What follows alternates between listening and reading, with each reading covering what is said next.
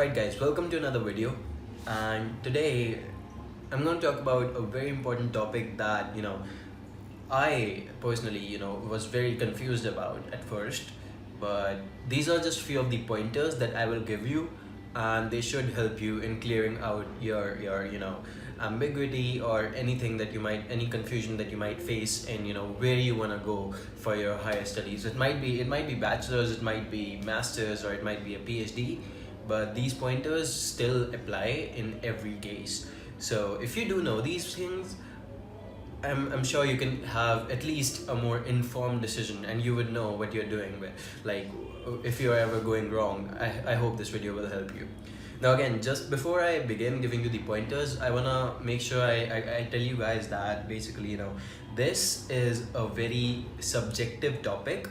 So don't really expect me to give out an answer. This is the answer, go to this place and everything will be amazing. It doesn't work like that. It is a very subjective question, and that is why there is no specific answer. It might differ for one person. I mean, you are different from someone else, right? So in circumstances you are facing, and in the circumstances he's facing, these circumstances might be entirely different, and the right answer might differ for both of you. So according to these pointers, you can basically align yourself to the right road, the basically walk on the right road. All right, so let's begin. All right, so first, in terms of the cost of education, if you're looking at the cost of education, I'm sure you guys know this is the most common criteria that most students do look at, and I wouldn't really recommend that, and I'll really get to it later. But again, as you guys know, the cost of education in Germany seems to be very, very low as compared to the US or even Canada.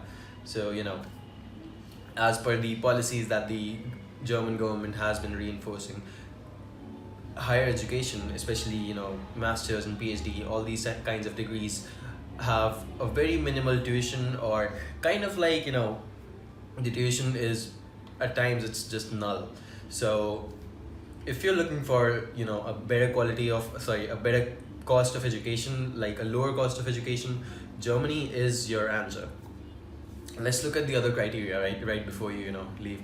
So the next one is the quality of education. I mean, sure, we all care about the cost of education, but what about the quality of education? We do want a better quality of education. Most of you guys watching this video are from India, I suppose, and we know that the quality of education in India hasn't been at par at times, and we do not want to go for a substandard institution now, right? So the quality of education in the US is, as you might have imagined, far better than in the Canada or Germany. Whereas I cannot compare Canada or Germany because at times the universities would matter. Like, some university in Canada might be lot better than some university in Germany, while it might be vice versa for another set of universities. But again, you can be sure that the quality of education that you might receive in most of the institutions in the US will be relatively better. Okay, let's look at the immigration chances now.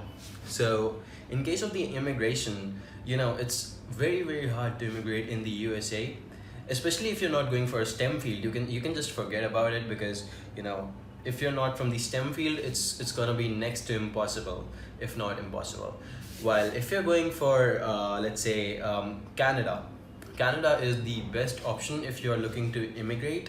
It has opened its arms. You can basically go over there, study, get a job, and basically apply for PR. And not just you, let me tell you, you guys can actually bring your families over there after you've started working. So Canada is again a safer option if you are looking to immigrate in the future. All right, always think of long term. Don't just go with short term things that all right, this is the cost, and I don't want to spend so much. I get it, I completely do. Like, a cost of 60-70 lakhs is not a small amount, sometimes even up to 1 crore, and it's a not small amount. It's not a small amount, but still, always look at all the factors, right? All right, so that was immigration. Okay, long term, remember this, long term. Okay, next, what you have is your language. Now, as you guys might know, for in case you're going to Germany for your further studies, it is absolutely essential. No basically fallbacks on this part, but you need to know German. And it just needs to happen. If you're going to be applying for jobs in the Germany, and you're expecting to work over there for even for a few years, well, it's gonna be easier if you know Germany. They will prefer you. And even though you might have the same set of skills as the other people, they might be getting paid more. It's just like that. If you know German, you can work over there, and you can work even in the when you're not going for the MNCs. Higher level MNCs, they hire people even if they do not know German. They need to know at least English, which most of you guys would. So that's not an issue over there. But if you're going for something lower than that, some startups or something like that, or some companies which are not MNCs, essentially. So in that case, you will have to go for German language. You need to know it, and it's an absolute crucial requirement. There's just no fallbacks on that.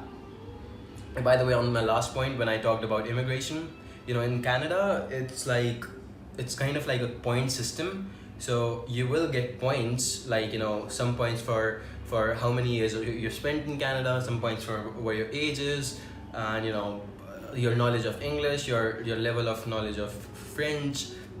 So English and French are primarily spoken in Canada, by the way. So all these things will basically give you points, and according to the points, you can then apply for PR, and basically you're gonna have much better chances. That's as far as I have read on the internet as of today. These are points from my research. Again, in case of Germany, there is no point system, and even though it looks like it's a great opportunity, if you are looking for immigration, Germany is not the place for you. Go for Canada, go for Sweden. These countries are really accepting people. And even if you do a degree from Germany, one setback would be that you would be stuck in that one place. You cannot really move out of that place where you studied or something, and basically you have to work over there. Not only that, but you also have to make sure, you also have one more constraint, that you can only work in the job that is related to your field. And basically that is a huge restriction, that your field of study.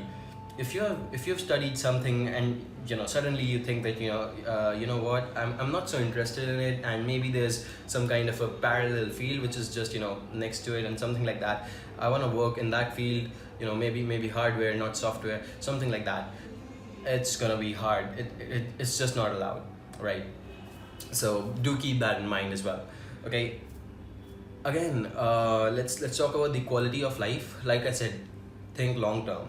Okay, so of course you guys know the quality of life is certainly better in USA than Canada or Germany.